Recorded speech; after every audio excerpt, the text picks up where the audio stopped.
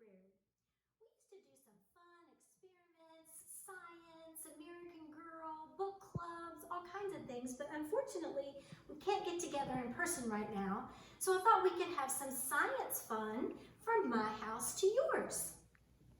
So remember that scientists are always asking questions, making observations. Well, I have observed that it has been raining a lot lately, a lot. So here's my question. What makes it rain? Did you ever wonder that? Why does it rain? Well, maybe you could come up with a hypothesis on why it rains. That is just simply a big word for what is your guess based on what you know to make a prediction. Well, what we can do is do an experiment to see if your hypothesis is correct. Here's what you need to make it rain at home. You just need a large jar.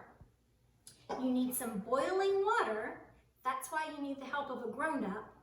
And you need a flat tray with some ice.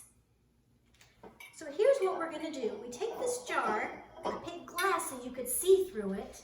I'm very carefully going to pour the boiling water into my jar. Make sure that you have a grown-up do this part. You don't want anyone to get burned.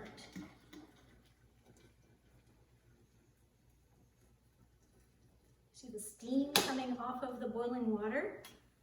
Okay. Now, look, I don't know if you can see it, but the steam is coming up. That's water vapor. That means the water is turning into a gas. Right, the next thing we're going to do is take this tray of ice and put it on top of our jar. And then we just have to wait a few minutes. While we're waiting, I want to talk to you a little bit about why we get rain.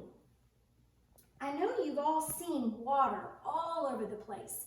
It could have been a lake, a river, a stream, an ocean, or even a puddle. Well, the sun heats up the water on the earth. And as it does that, the water changes into water vapor. You can't see that happening, but it's there. We can't tell. And that is called evaporation. The sun is causing the water to evaporate into the air. Then, the higher it goes, the colder it gets. When it gets way up in the sky, it gets very cold. So then that water vapor begins to condense and join together and make a cloud. That's called condensation. And then the clouds get fuller and fuller and heavier and heavier. And then they get so heavy they can no longer hold the water droplets anymore. And we have precipitation or rain. So look, it's a cycle. Water happens in a cycle. Okay? Now, let's take a look at our experiment. Let's see what happens. We've got the boiling water in the jar. We put some ice on top to cool it down. I hope you can see this from home, boys and girls. But what is happening is some of the hot water turned into steam and it got on the lid, on the bottom of this. And then the ice cooled the steam and turned it back to a liquid. And if you can look very closely, you can see it's actually raining in the jar. We made rain right here in my kitchen. Water is a cycle. We made it rain. So now that you know how the water cycle works, you can try this at home with the help of a grown-up. Also, on our library website, we have a really cool thing called HOOPLA. And this book, Down Comes the Rain by Franklin Branley, is available right now on HOOPLA for free. All you need is your library card.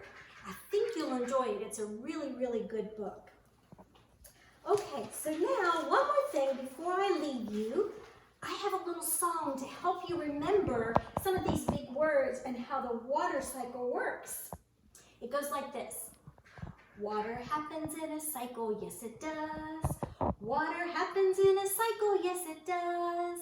It goes up as evaporation, forms clouds as condensation, then comes down as precipitation, yes it does. Thanks everybody. I hope you had fun and learned some things today, and I look forward to seeing you again real soon. Bye.